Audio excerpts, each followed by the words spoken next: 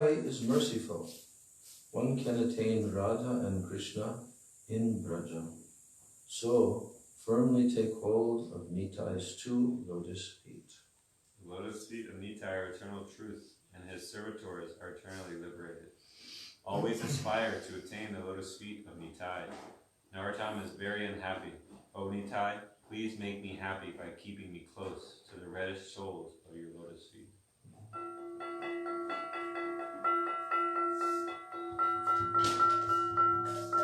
Nitai pada kamala koti chandra sushitala. Nitai pada kamala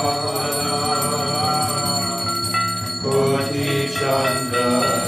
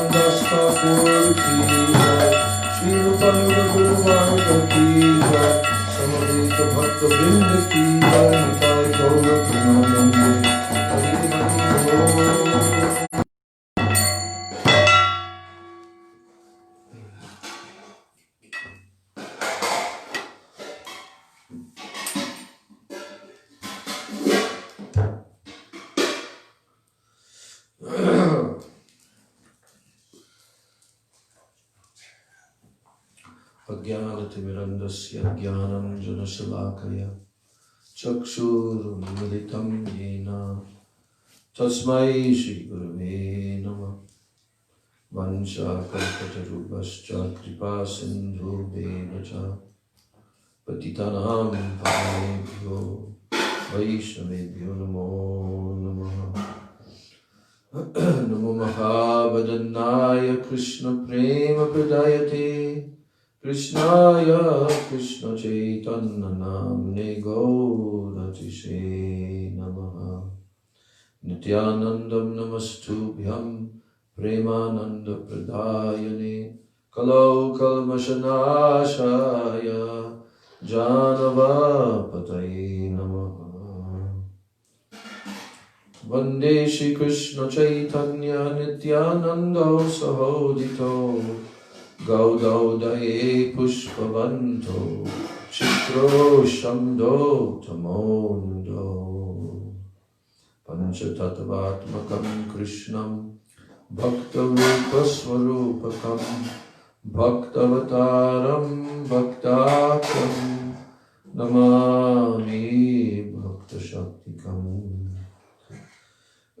हे कृष्ण करुणा सिंधो दीनबंधो जगतपते गोपेश गोपिका कांत राधा कांत नमोस्तुते।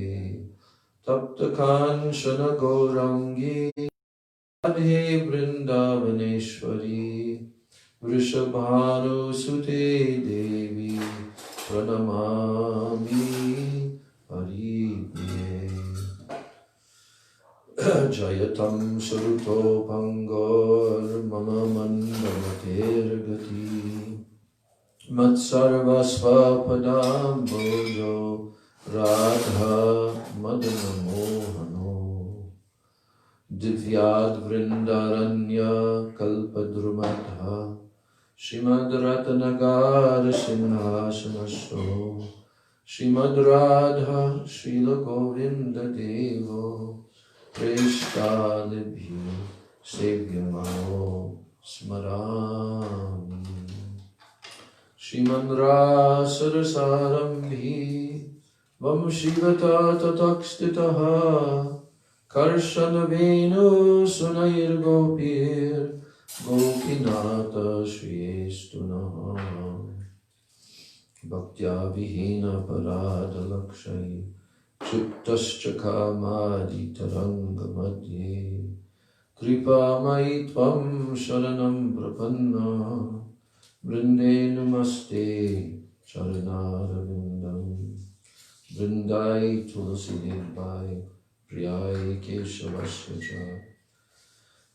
कृष्ण भक्ति प्रदे देवी सत्यवचाय नमो नमः। श्री कृष्ण चैतन्य प्रभु नित्यानंद श्री अद्वैत गदाधर श्रीवासादि गौर भक्तवृंद। हरे कृष्ण कृष्ण कृष्ण हरे हरे हरे राम राम राम हरे हरे। हरे Krishna Krishna Krishna Hare Hare Hare Ram Ram Ram Hare Hare.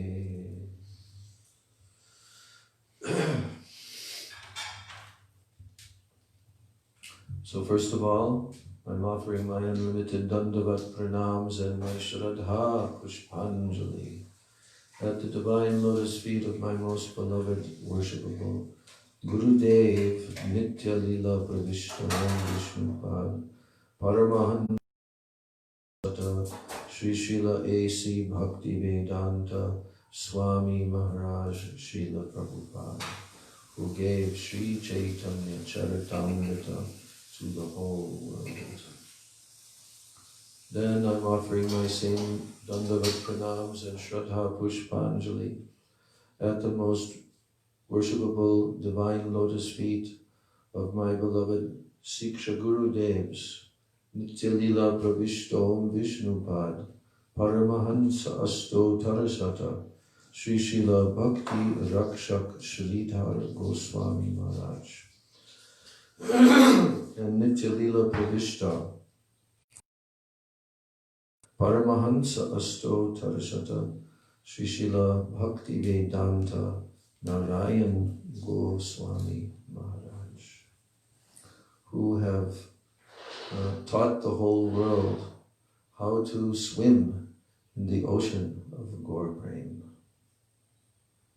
And that I'm offering my Dandavat pranams to the lotus feet of all my Sri Rupa Nuga Guru Varga. And my Dandavat pranams to all of the Vaishnavas and Vaishnavis. So today we are beginning our long-awaited study of Sri Chaitanya Charitamrita from the very first chapter. Because first chapter is dealing with Guru Tattva and also introducing the special mercy of Gaur and Nitai, who are the enablers in this Kali Yuga for the jivas being able to meet two types of Bhagavat, two types.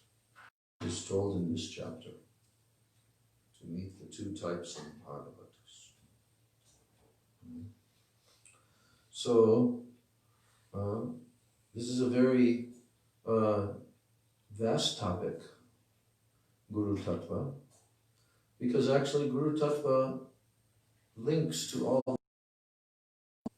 The principle of Guru is indispensable in any stage of our existence.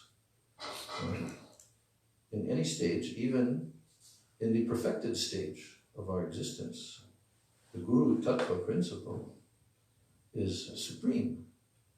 It is the main factor of all the eternal associates' lives. Why? Because it is a hierarchy, a transcendental hierarchy. And in that hierarchy, everyone has their position of service. And that position of service is always under direction of another personality. In fact, all the Brajbasis, whatever they do, they consult with Purnamasi Devi, who is none other than Yoga Maya personified, and they receive her sanctioned blessings. But in the realm of Gopi Prem, no gopis are without Anugatya. All are serving. That is why Narottam Das Thakur, the other day we sang Radha Krishna Pranamor Jugala Kishore. And he's praying there that he can be under Lalita and Vishaka and the other gopis, serving their agyai, their order. So we have to learn this principle first and foremost in our spiritual life. And it is so similar to the relationship between father and son, and mother also and son. In this world we see that Krishna has arranged that all the living entities are born from a father and mother, and they are protected by them. They are nurtured. They are raised by them. And the same way, require this for approaching Sri Krishna in our lost relationship, because Sri Guru comes to this world like a affectionate father. Even plays role of mother, friend, guide, guardian, everything.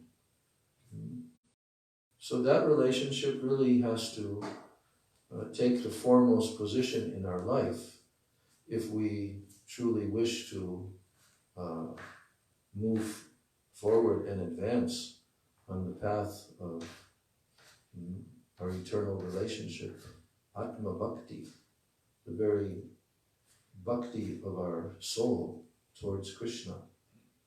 Then the Guru principle is necessary. So, the first chapter, the first 30 verses are the introduction to the whole Chaitanya Charitamrita. And we're going to study this.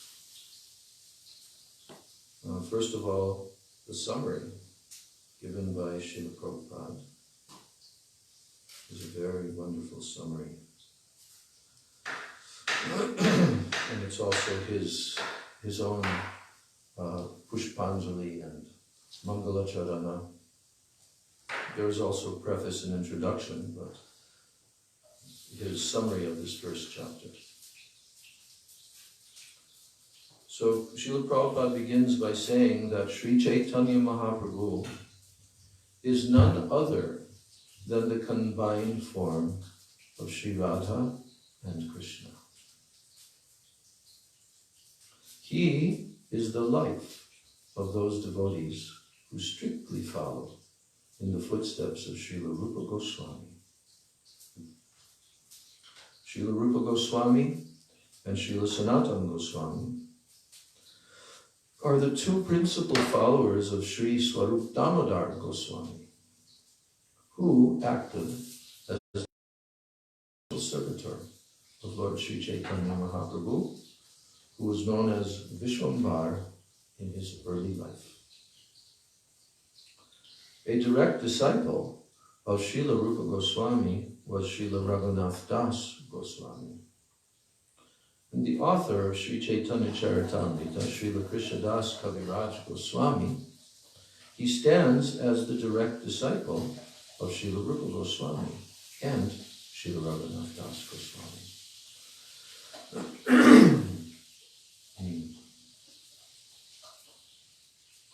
And the direct disciple of Srila Krishnadas Kaviraj Goswami was Srila Narottam Das Thakur, who accepted Srila Vishwanath Chakravarti Thakur as his servitor. Srila Vishwanath Chakravarti Thakur accepted Srila Jagannath Das Babaji, the spiritual master of Srila Bhakti Vinod Thakur, who in turn accepted Srila Gaurkishore Das Babaji, master of Om Vishnupad, Srila Bhaktisiddhanta Saraswati Goswami Maharaj, the divine master of our humble self. So, Srila Prabhupada has now introduced where his to this disciplic succession.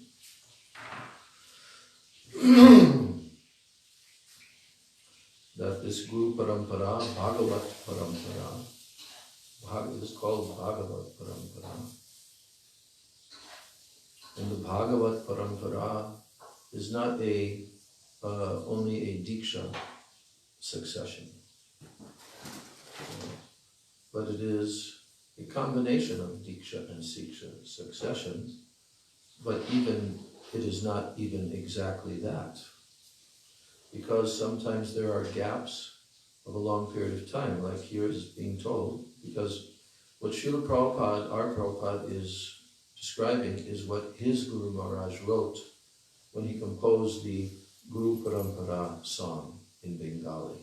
He also wrote one in Sanskrit, Srila Bhaktisiddhanta Saraswati also wrote. And there he established what is our line. And there, I'm telling how Srila Bhakti Rakshak Sridhar Goswami Maharaj explains this, like in his book, Sri Guru and His Grace, and also Search for Sri Krishna Reality the Beautiful. These two books taken from his conversations in the late 1970s and around 1980 with leaders of the ISKCON movement. And he clarified the meaning of our disciplic succession. Sometimes various Apasampradayas criticize this line coming down from Srila Bhaktivinoda Thakur, Bhaktisiddhanta Saraswati, and so forth. Especially at Radha Kunda, there are many Apasampradaya Prakriti Sahajiyas. And they claim that their disciplic lines are real because they're direct initiation lines. This person was initiated by this person, this person was initiated like that. And they say unbroken, right? But the thing is that within those lines, coming down for hundreds of years, there are many gaps. And as Srila Sridhar Maharaj explains, there are many gurus, even lady gurus are there, but they have not made any significant contribution to the line. But yet they're there in that chain. Does it mean that the potency is being passed down through any old person that took an initiation and said, I'm guru, and now, you take initiation from me and you're really connected? No, this is not accepted by Bhaktisiddhanta Saraswati Thakur and our previous acharyas, but he especially clarified Bhagavat Parampara. The term Bhagavat Parampara. And what the Bhagavat Parampara is, Srila Sridhar Maharaj explained, like, for example, in the area of scientific research over a period of hundreds of years, it's like here in the Western world, we have the history of how the modern science came to exist,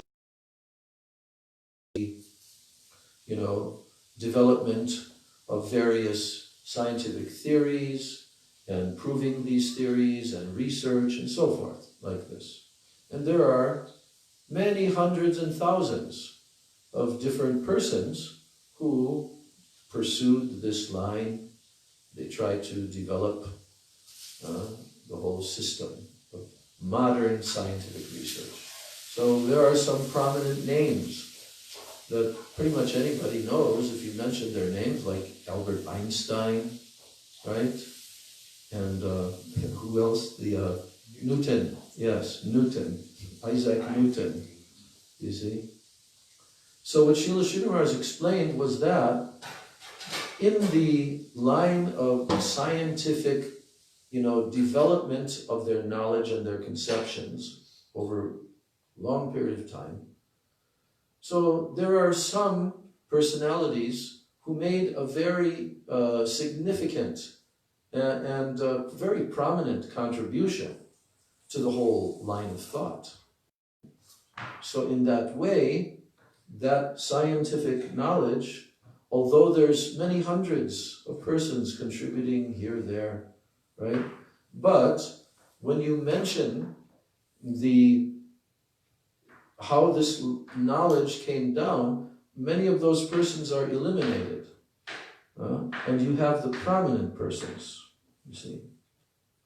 Now, in the same way, Srila Sridhar Maharaj told that the Bhagavat Parampara is something like this, in the sense that Bhagavat Parampara is mentioning the topmost personalities, fully perfected, realized Mahabhagavat Vaishnavas, who actually realized the conceptions within their heart, fully.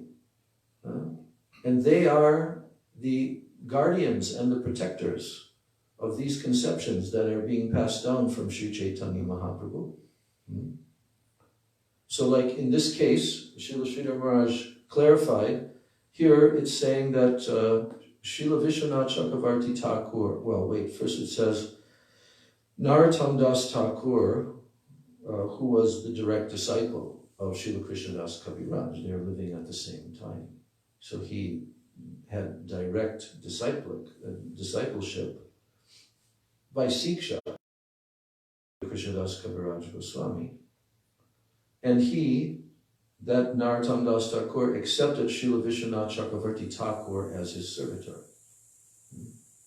But in actuality, Vishwanath Chakravarti Thakur appeared exactly the number, but around 200 years separately from that time period.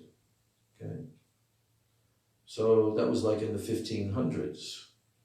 Narottam Das Thakur is after Mahaprabhu's disappearance and so forth, probably overlapping into the 1600s. But Vishwanath Chakravarti Thakur appeared in the 1700s. And then it says here that Vishwanath Chakravarti Thakur accepted Srila Jagannath Das Babaji, Srila Bhaktivinoda Thakur. Although Jagannath Das Babaji lived for 140 years, still a gap of time in Jagannath Das Babaji. So, what is the meaning of this? This is a transcendental line. It is not a material line that can be measured by external rituals of initiation and so forth. This is the conceptions, the Bhagavat Parampara conceptions. So this is the nature of this pure disciplic succession that is unadulterated by anyone of lesser caliber, spiritual stature, lesser spiritual stature. These are all Bhaktivinoda Thakur was Jagannath Das Babaji Maharaj, who in turn accepted Srila Gaura Das Babaji. But Gaura Das Babaji was not initiated by Bhaktivinoda Thakur. And Bhaktivinoda Thakur was not initiated by Jagannath Das Babaji. So what was their connection? Is the Bhagavat Parampara, the conceptions. Even Srila Bhaktivinoda Thakur. Bhaktivinoda Thakur, he told Bhaktisiddhanta, his son, Vimala Prasad, that he should take initiation, Diksha, from Srila Gaura Das Babaji. Srila Gaura Das Babaji was not Bhaktivinoda Thakur's disciple, but he used to come and hear Bhaktivinoda Thakur in Godramudvip, reciting Srimad Bhagavatam. He relished. So their relationship of these two completely realized personalities was on the transcendental plane. And in one sense, even Srila Gaura Das Babaji also associated with Srila Jagannath Das Babaji. And Srila Bhaktivinoda Thakur, who was playing the external role of being in household life, although Gurudev said he was never in household life. He was Saptam Gosai. He was on a morning walk in Navadvip, where I said that to Gurudev on the morning walk. Because Gurudev was talking about different associates of Mahaprabhu who they're Grihastha, right? So then I said, oh, Gurudev, also Bhaktivinoda Thakur, he was also Grihastha, and he stopped and wrote. Bhaktivinoda Thakur was never Grihastha. He's Saptam Gosai. So external role for such exalted personalities has nothing to do with their internal realization. They're only acting externally for our benefit, to show example. So in this case, I wanted to say that, in Bhaktivinoda Thakur's years, he went into another internal condition and he accepted Babaji Vesh mantra from Gaur Kishore Das Babaji Maharaj. Because Gaur Kishore Das Babaji Maharaj had accepted from, forget the name of his guru, but it's in that time period when Jagannath Das Babaji and many exalted personalities who were truly Mahabhagavad, renunciate Vaishnavas, but they were not accepting sannyas at that time. So, like they were following the line of Rupa and Sanatan, they did not accept sannyas, but they were fully renounced. Raghunath Das, we call them Goswami. We don't use the term Babaji so much, although it's also a respectful term which can be used. But what do we call the 6 Goswamis? Rupa Goswami. We don't call him Rupa Babaji. You know, these are the direct disciples of Sri Chaitanya Mahaprabhu. So, in this way, Srila Prabhupada has given in a very synopsized way the disciplic succession. And he's saying that Sri Chaitanya is none other than the combined form of Sri Radha and Krishna. So, now he says, since we belong to this chain of disciplic succession from Sri Chaitanya Mahaprabhu, this edition of Sri Chaitanya Charitamrita will contain nothing newly manufactured by our tiny brains, but only remnants of food originally eaten by the Lord himself. Lord Sri Chaitanya Mahaprabhu of the 3 qualitative modes. What are the 3 qualitative modes? Raja, Sattva, Tamas. Yes. So, he does not belong to the mundane plane. He belongs to the transcendental plane beyond the reach of the imperfect sense perception of a living being. Achyuta Gochara. That's one term that is beyond the reach of imperfect sense perception. So even the most erudite, mundane scholar cannot approach the transcendental plane unless he submits himself to a receptive mood, for in that mood only can one realize the message of Sri Chaitanya. Yeah. Actually, there's a more substantial meaning than this.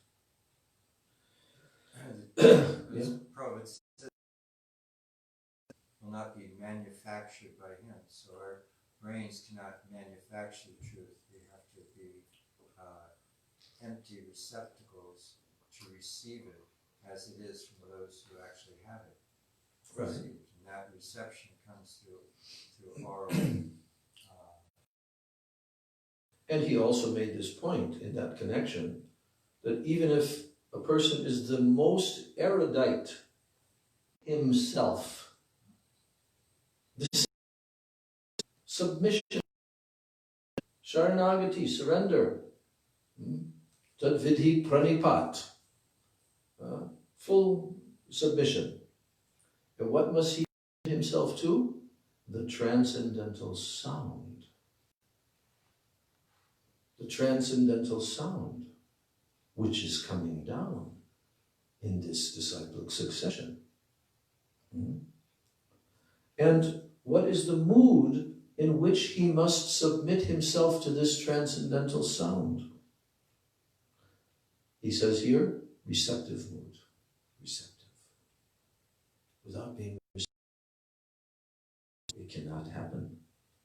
He says, for in that mood only, receptive mood only, can one realize the message of Sri Chaitanya Mahaprabhu.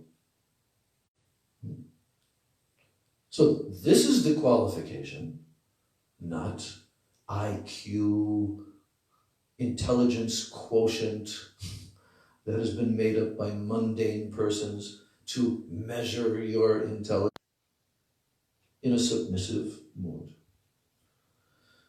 And it is only in that mood that one can realize this message of Sri Chaitanya Mahaprabhu. No other way. There is no other way.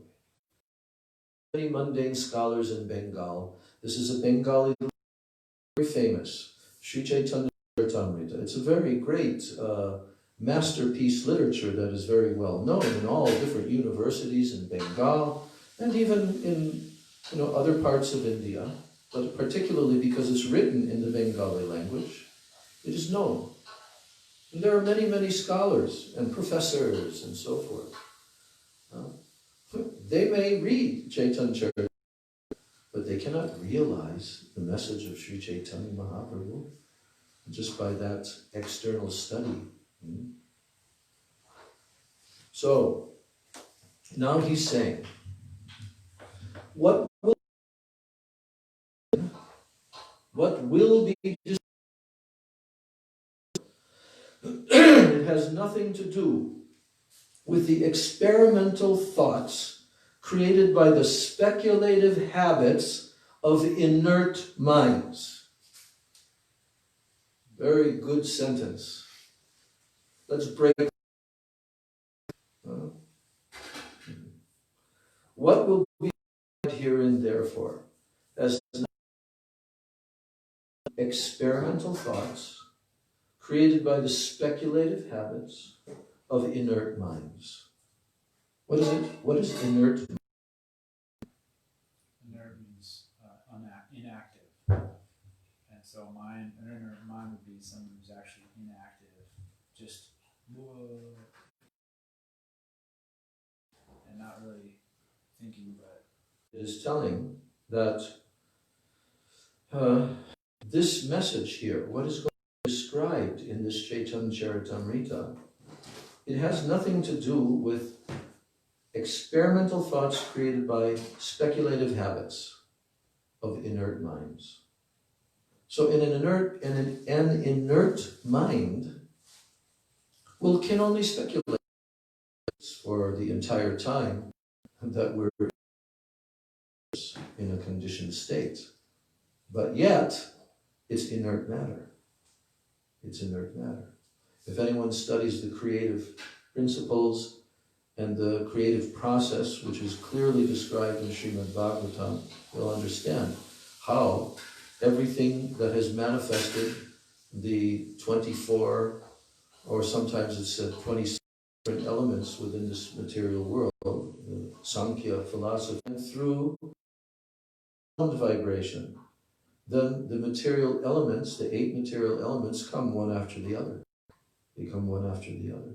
Ultimately, the most gross physical principle of earth, bhumi, earth, you see. So, but without the connection with Atma, with consciousness, the pure conscious soul, they can't do anything. They can't move. They're just inert matter. So here the point is being made that this message of Sri it has nothing to do with speculation, the experimental thoughts, speculative of inert minds. Understand? Literatures such as the Upanishads and Vedanta Sutra, and their natural commentaries, such as Srimad Bhagavatam and the Bhagavad Gita.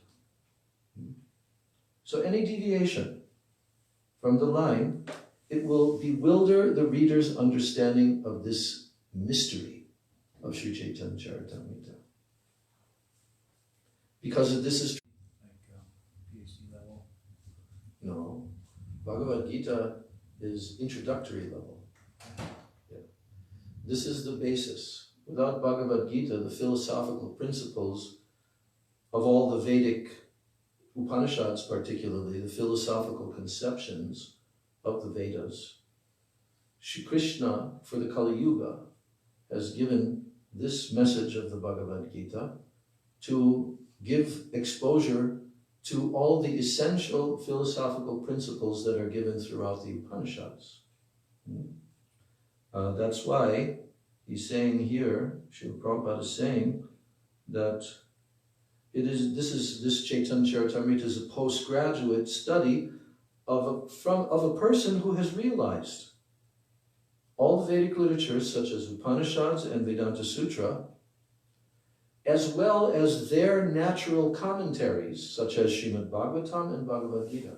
So the Vedanta Sutra, let's get this in perspective. The Vedanta Sutra, what is it? What is Vedanta Sutra? I know that you know. I want to hear from them. No, not at all.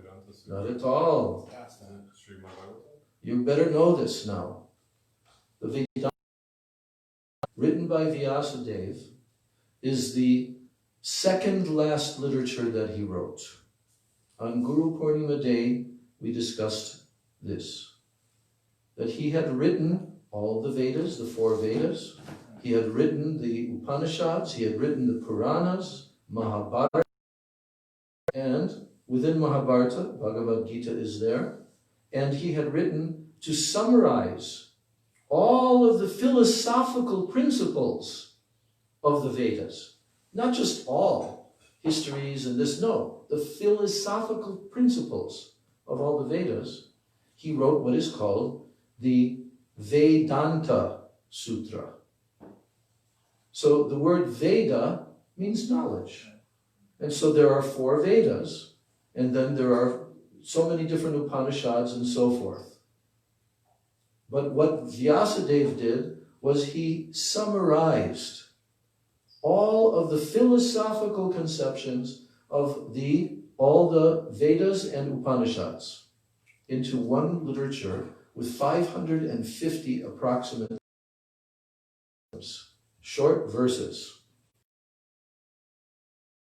That is the literature. It is known as the Vedanta Sutra. It is also known as the Brahma Sutra because it's studying the subject of Brahma, the absolute truth, you see. So, and on Guru Purnima Day, we read Gurudev's lecture about how Vyasadeva was not feeling satisfied. So his guru, Narada Muni, came. And then he wrote, after following the instructions of Narada, he wrote Srimad Bhagavatam. And Srimad Bhagavatam is his last final literature, and it is called the natural commentary on the Vedanta Sutra. It is called the natural commentary by the same author of Vedanta Sutra, and then he wrote the entire 18 Srimad Bhagavatam to give the real purport and commentary of Vedanta Sutra. Because the impersonalists also use the Vedanta Sutra. You've heard of Sankaracharya. Who is Sankaracharya? Huh? Yeah, but I mean, what's his role within the lines of acharyas in India? To spread the Maya conception and to deviate the mundane, the atheistic persons to mislead them away because of it cause so much disturbance if they mixed into the lines of the Vaishnavas. So he separated them. Yeah. In India, had become practically Buddhist for 1,000 years. Right. And so he had to give a Buddhistic interpretation to reestablish the Vedas. That's right. Because they had rejected the Vedas. Said, don't follow the Vedas. Why? Why did he lead them away from the Vedas? because they were misusing the Vedas for their own selfish desires. What were they doing specifically? Eating meat, drinking. Yes. Oh, especially they were animals in the name I was hearing today. Because the less intelligent person, they don't believe in God. They don't believe in God, in a creator, in a supreme being. Okay? So these persons, they were in a way cheated, but it was necessary. That period of time, Ryan gave that order to Lord Shiva. And this is a thankless task for Lord Shiva, who's the supreme Vaishnava. But he has to perform these tasks because of his powerful position. Only he can do this. So he came as Shankaracharya. And then he preached against Buddhism. He defeated Buddhism, which does not accept the existence of consciousness of the soul, or the Supreme Soul. And he established his Vedanta Sutra, called Sharirak Bhashya, his commentary. So all the Mayavadis who are actually followers in the line of Shankaracharya, they know his commentary. When Lord Chaitanya Mahaprabhu came to Jagannath Puri, just after taking sannyasa, and he met Sarvabhauma Bhattacharya. That's what Sarvabhauma Bhattacharya was teaching. Okay? He was one of the most erudite scholars in all of India. Jai Shri Shri Guru Gauranga Gandhar Vika Giridhari Shri Shri Radha Govinda Ji Ki Jai.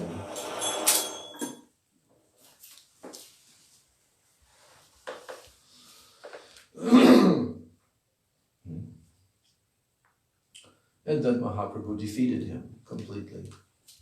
And he converted it into become a Vaishnava, pure Vaishnava. And then after that, he didn't want to hear even the word mukti anymore, because they are always talking mukti, mukti, mukti, mukti.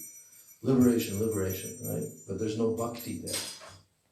So he didn't even want to hear that word anymore. So point is that the Vedanta Sutra, you have to understand this. Vedanta Sutra is the most authoritative literature. That's why all throughout India, there are 4 disciplic successions of Vaishnavism. Okay, 4 different lines. One coming from Lord Brahma, one coming from Lord Shiva, one coming from Lakshmi Devi, and one coming from the 4 Kumaras. Okay, these are universal disciplic successions coming down from these exalted, pure personalities. So in the Kali Yuga, those disciplic successions and those supreme beings, they accepted 4 different personalities as their authorities of their line in this world. One is Madhvacharya. That's the line that Chaitanya Mahaprabhu accepted. Huh? Yes, through Brahmaji. Then one is through Lakshmi. Then one is Nimbaditya, through Lord Shiva. And one is Vishnu Swami from the 4 Kumaras. I hope I got that correct. Or it's the reverse. Yes, the reverse. It's the reverse, right. Nimbaditya and Vishnu Swami, Lord Shiva. When you go to our temple in Navadvip and also the temple of Srila Bhaktisiddhanta Saraswati Thakur in Mayapur, he established his temple, which is not so big, in Mayapur. It was his headquarters at that time during the 1920s and 30s. And to this day, it's the original Chaitanya Mat. But that temple was designed by him in a circular way, and on all 4 corners, when you're circumambulating the deities, these 4 acharyas are there. So Gurudev had his temple built in the same way in Navadvip, very huge, huge temple, and there are deities of the 4 acharyas there, Vaishnava acharyas, okay? But Lord Shankaracharya is never accepted by any of the disciplic succession. But everyone understands that he's Lord Shiva, who was given a very difficult task to perform, and ultimately the Vaishnava lines by separating out the demonic persons. So he's honored Yes, absolutely. He's honored. But the philosophy that he spoke, not accepted at all. And when you say that the Vedanta Sutras are the synopsis of you're saying the absolute, or the truth, right? Or you said the Vedanta Sutra is like the culmination of everything, the Puranas. Philosophical sections. The Vedanta Sutra is summarizing the philosophical conceptions yeah. particularly given in the Upanishads. These are philosophical sections of the Vedas. So that's kind of like the everything, and that is something that, like when we hear of Baladev Vijayabhushan, who made his own commentary on the Vedanta Sutra, correct? Correct. Because the other Sampradaya said, well, if you want to be a true... They were criticizing the Gaudiya line coming from Mahaprabhu, that you're not in one of the 4 disciplic successions. And then our answer was that yes, we are, because Chaitanya Mahaprabhu, he accepted the line of Madhvacharya, which is one of the 4 disciplic successions. Okay, but yet is so prominent, the Gaudiya Vaishnava coming from Mahaprabhu, that even the disciplic succession of Madhvacharya doesn't really accept the Gaudiyas as strict Madhva followers, okay? I thought you were saying, or just a little while in your talk, you were saying that the Bhagavatam is the commentary. Natural commentary. Natural commentary. Yes, it's called the natural commentary. But these people like that were confronting, Baladev Vijayabhushan and Vishwanath Chakravarti Thakur, they weren't accepting the Bhagavatam as the commentary that the Vaishnava line, the Gaudiya line was. It doesn't mean that they weren't accepting the Bhagavatam, but in India, if some disciplic succession is to be accepted as an authorized, real disciplic succession, they must have their own commentary. That's why the 4 Vaishnavacharyas, they each wrote their separate commentary, which was emphasizing from a certain angle of vision the oneness and the difference, the principle of Bhed and Abhed, oneness, non-difference, and difference. They all had that. Advaita, Dvaita, Advaita, like this. Duality and oneness. This is the main principle in the Vedanta Sutra. So they explained from their own particular realization, right? But then after those 4 personalities appeared and gave their commentaries, which was necessary at the time, right? And blessed by Mahaprabhu. Later on, when Mahaprabhu appeared, he introduced the perfect, synthesis of all of these. The perfect conclusion called Achintya Bhed Abhed Tattva. Principle, he convinced Shankaracharya, Prakashananda Saraswati, he converted all these great Mayavadi scholars through giving the real true understanding of Vedanta Sutra, and then he also told them, in actuality, the real commentary of the Vedanta Sutra is Vyasadev's own commentary in the form of the Srimad Bhagavatam, you see. He authorized it all. Who authorized? I was just confused about What are you talking about? Mahaprabhu solidified. See, Mahaprabhu's whole preaching mission is based upon the Srimad Bhagavatam. So, when Baladev Vijayabhushan wrote that, they were challenging the Vaishnava succession from Mahaprabhu, right? And they had a whole nother argument with Vishwanath Chakravarti Thakur concerning Parakiya Ras, and also whether or not the deity of Srimati Radhika can stand in the temple next to Govindaji, the original deity of Rupa. All of these things were being challenged. So Vishwanath Chakravarti Thakur sent Baladev Vijayabhushan there, and then by the incredible empowerment, Baladev Vijayabhushan prayed to Govindaji very intensely, and he was such a great realized personality and scholar. So within a very short time, something like a week or so,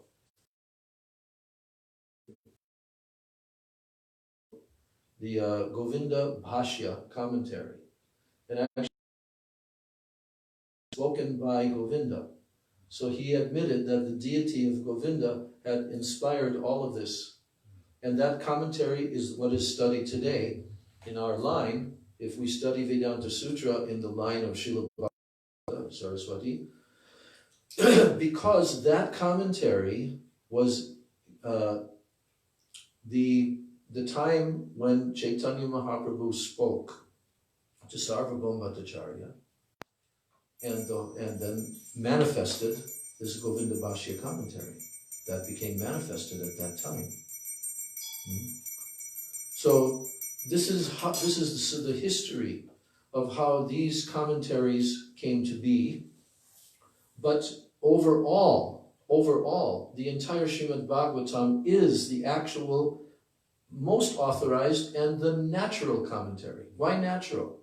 Because the author of the Vedanta Sutra himself is giving his own commentary in the form of 18,000 verses. What is the actual meaning of Vedanta?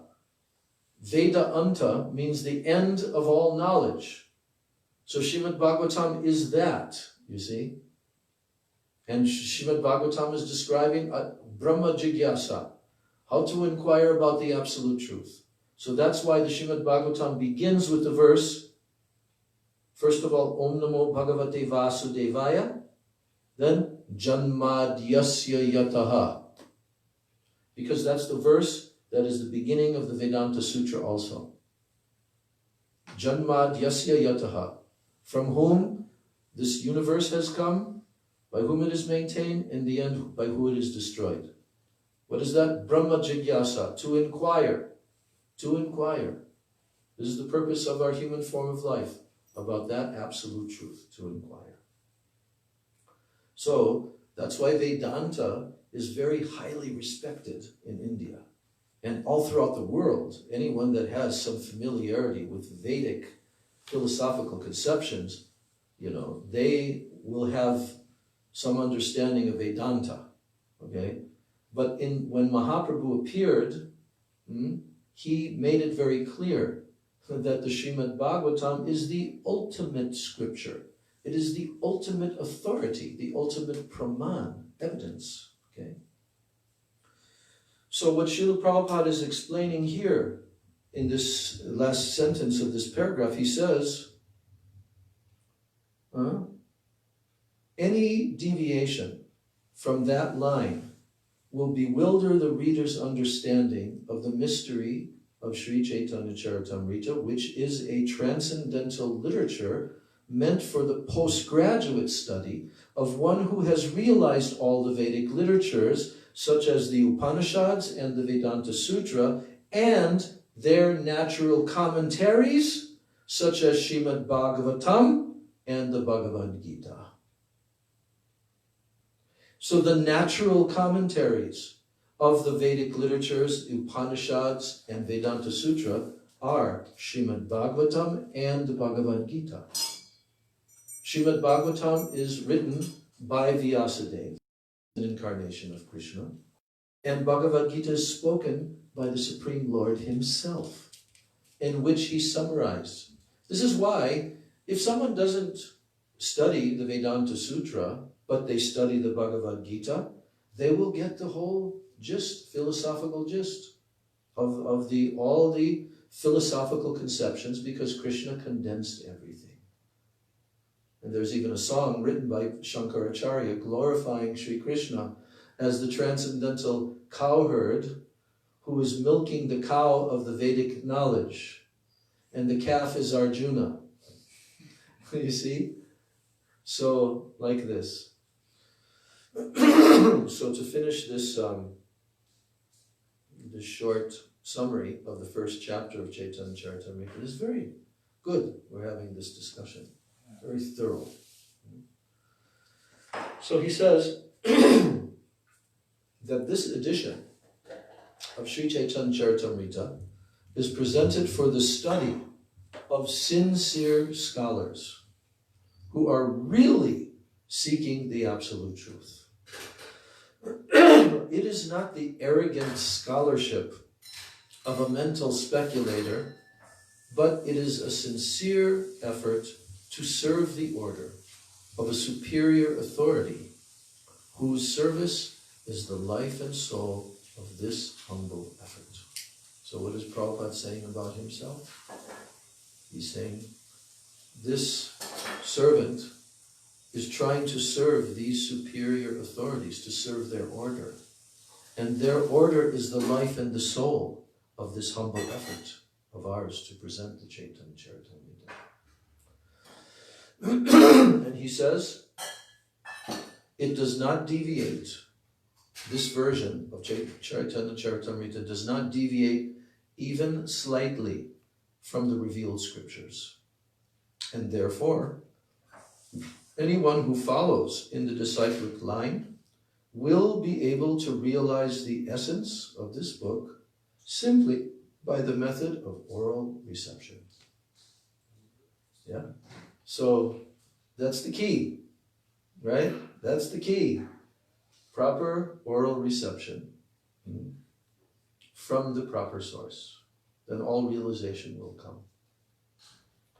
So now he's saying here, this first chapter of Sri Chaitanya Charitamrita, that it begins with 14 Sanskrit verses that describe the absolute truth. We'll be reading these verses. Then the next 3 Sanskrit verses describe the principal deities of Vrindavan, namely, beginning with Radha Madan Mohan, then Radha Govinda Dev, and Radha Gopinath Ji, not Radha Raman. He's the culmination of all of them. Right. Yes, we told that yesterday in the class, Gopal Bhatta Goswami's glorification.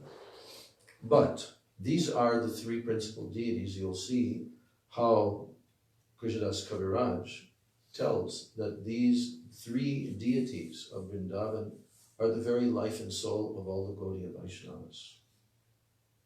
And you had explained earlier that they represent something. Sambandha, Avideya, and Prayojana. Yes.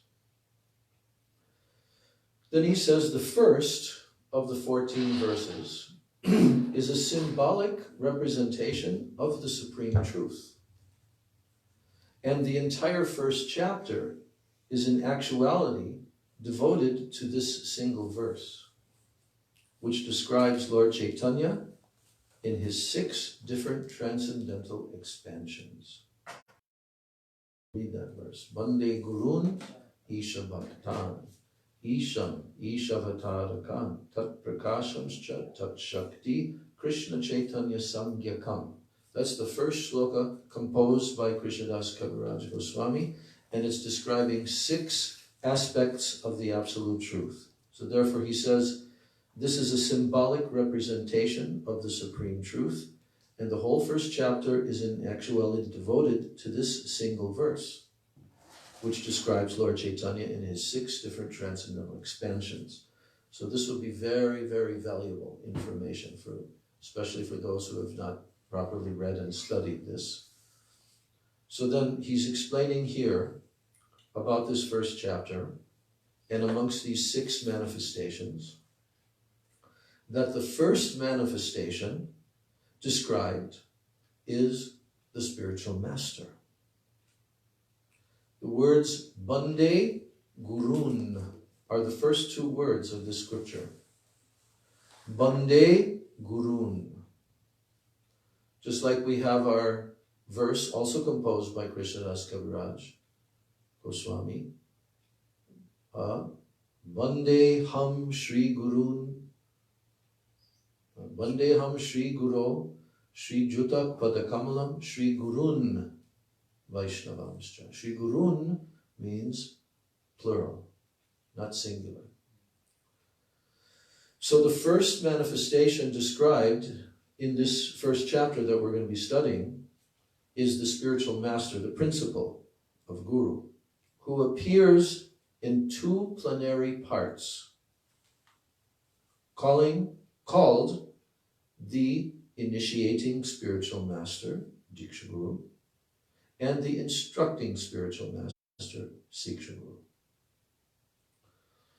These two are identical because both of them are phenomenal manifestations of the Supreme Truth. And then next described are the devotees, who are divided into two classes, namely the apprentices and the graduates. And then next are the incarnations, the avatars of the Lord, who are explained to be non-different from the Lord. These incarnations are considered in three divisions. First division is called incarnations of the potency of the Lord. What's the term? Shakti Avesh Avatar. Shakti Avesh Avatar. They are incarnations of the potency, the Shakti. Second, incarnations of the Lord's qualities. They're called Guna avatars. What are some examples of Guna avatars? Yes, because they're representing the three modes of nature and the qualities of the Supreme Lord. Then the third are incarnations of his authority.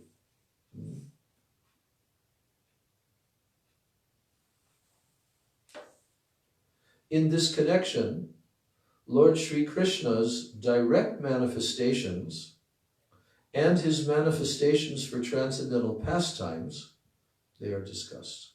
So there's Prakash. We'll learn all these terms when we study this chapter. So he has manifestations, and he also has manifestations for his leelas, his pastimes. Then next considered are the potencies of the Lord, the Shakti, of which three principal manifestations are described. The first are the consorts in Vaikuntha. Consorts there, all those feminine forms, they're incarnations of the potency, and they're called. The second category are the queens of Dwarka Dham. They're in another level. The queens of Dwarka, when Krishna married them.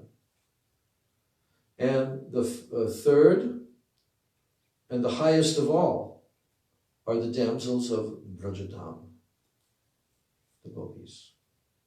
And finally, there is the Supreme Lord himself, who is the fountainhead of all these manifestations. So that's Prabhupada summarizing this first verse, upon which the first chapter is discussing that first verse. So the last paragraph of this summary I'm reading, then we'll finish. Lord Sri Krishna and his plenary expansions are all in the category of the Lord himself. Then the energetic absolute truth, Lord Sri Krishna and his plenary expansions are all in the category of the Lord himself, the energetic absolute truth, whereas his devotees, his eternal associates, are his energies. So there's the energies and the energetic. The energy and the energetic are fundamentally one, but since their functions are differently exhibited, they are simultaneously different also. Thus, the absolute truth is manifested in diversity, in one unit. Unity in diversity. So this philosophical truth, which is pursuant to the Vedanta Sutra, it is called Achintya, Bhed, Abhed, Tattva. Say that. Achintya, Bhed, Abhed, Tattva. Say it once more. Yes. So this philosophical truth, which is pursuant to the Vedanta Sutra is called Achintya Beda Bed Tattva, or the conception of simultaneous oneness and difference.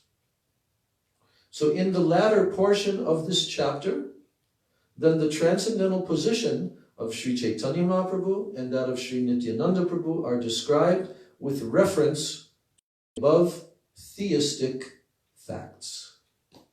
End of the summary of the first chapter.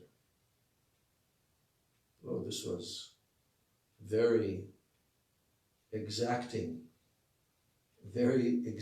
summary Prabhupada has done. And so our study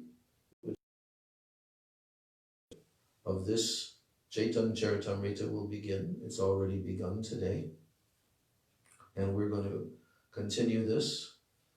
And I think that as the devotees are hearing this and learning and properly assimilating this knowledge, it will be extremely beneficial for your learning what is the proper siddhanta, philosophical conclusions.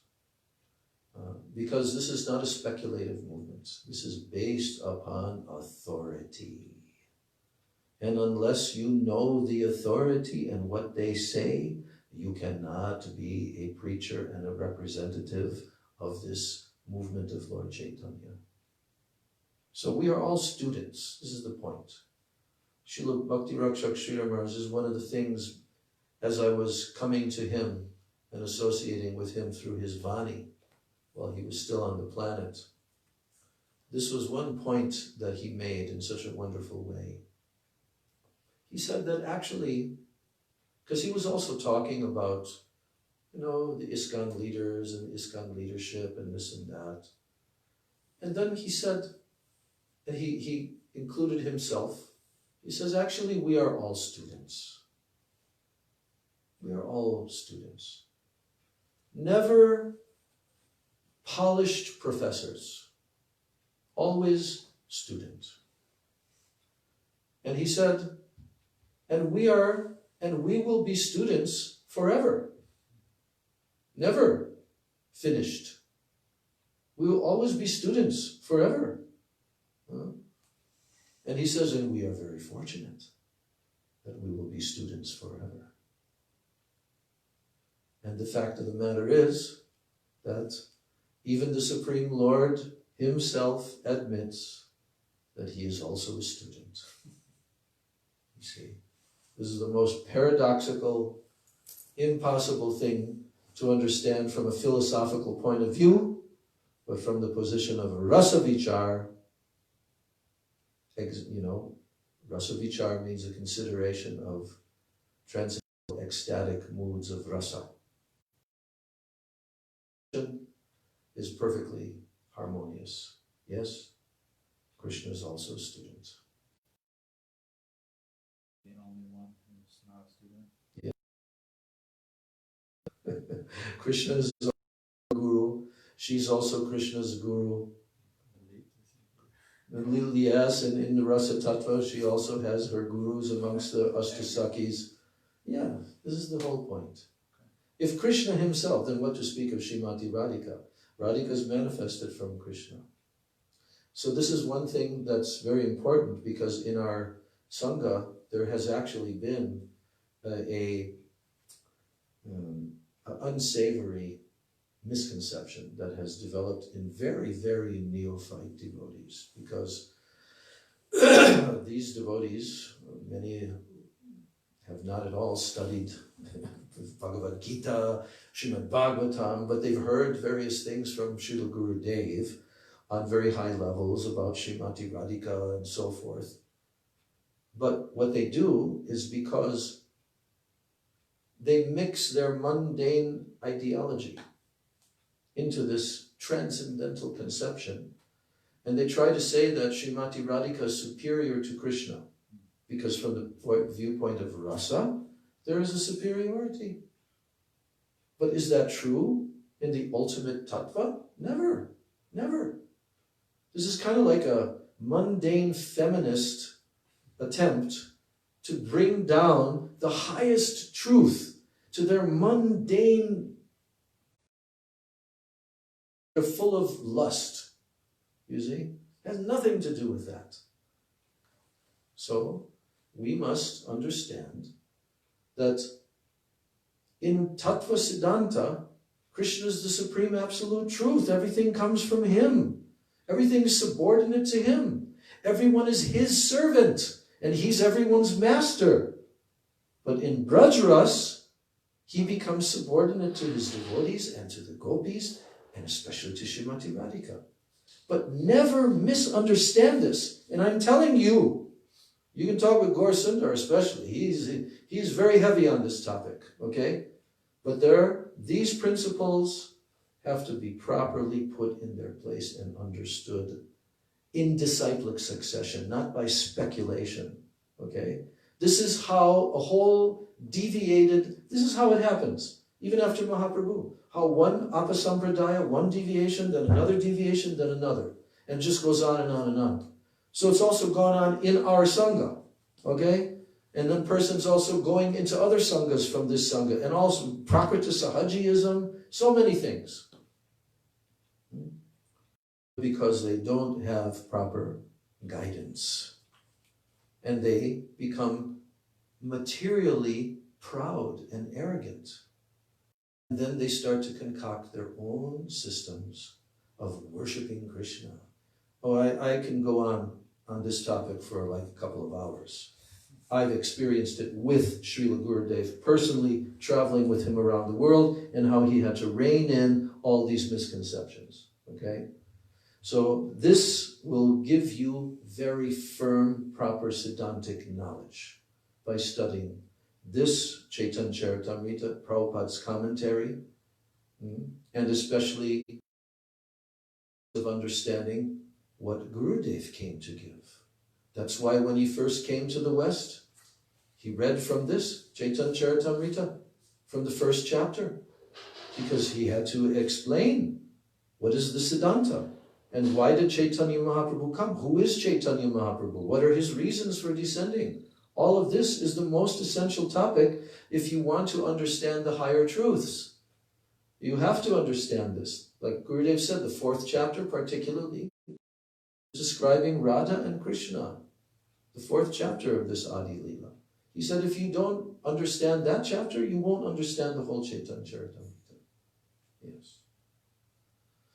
So key point then is to not run with it. Key principle, not run with it, just be open to receive. The Shabda Raman, transcendental transmission, transmitter needs a receiver, not an interpreter, just receiving. Yeah, we're not, if a person's not qualified, the interpreter is only these divine perfected personalities. And if you make up anything slightly separate from that, guess what? You just deviated from the actual understanding, and that means that you will be deviated in your understanding of the Siddhanta, and you cannot attain perfection. We adhere very, very strictly to our predecessor acharyas. We have to learn very thoroughly what they have taught. We have to assimilate that, not just on the mental level. We have to assimilate that. We have to live it and practice it. This is not something that comes just by book study. No, you have to live it. Unless you're doing bhakti, you cannot realize any of this. That's what it means, submissive oral reception. Not that just when you're sitting in the presence of the person you're hearing, but then when you go away, you do whatever you want. No, no, no. Your whole life, 24 hours, is completely in line with what Sri Guru has ordered. So, in order to live like that, you have to understand what are his orders, what are his instructions, what are his teachings, what are the teachings of all the acharyas. That's why they gave their books. That's the reason why we have these books. So we are very, very fortunate because we have the essence of all these literatures now given to the whole world. Only just recently, Gurudev and his contribution have completed the whole contribution that Prabhupada came to give, that Bhaktisiddhanta Sir, all of our disciplic succession. Now the whole process is there, clear. It's very clear, but we have to study it. If we just leave that sitting for years and years and years until we become old and gray, and we don't actually study what they've given, we're cheating ourselves. We're actually cheating ourselves. To have a human body is rare enough. To have a human body with sadhu sangha is rare. And to have a human body in the disciplic succession of these great personalities and to have access to all of their teachings and literatures is the most rare. See? But we have to become real disciples. And that's why Prabhupada emphasized here that that's the only way that this can be received. By transcendental, submissive oral reception. And that means submissive to their order in your life. Okay. Lord Premanandi. Shri Chaitanya Charitamritam ki jai. Shri Guru Varga ki jai. Shri Gauranga Mahaprabhu ki jai. Harinam Sankirtana ki jai. Sachinandan Gaur Hari ki jai. Gaur Premanandi. Hari Hari Gaur. Vancha Kalpuru Vascha. Kripa Sindhu Bhevata. Padmanabha Srila Padmanabha Maharaj ki jai. Jai Gurudev, Jai Prabhupada.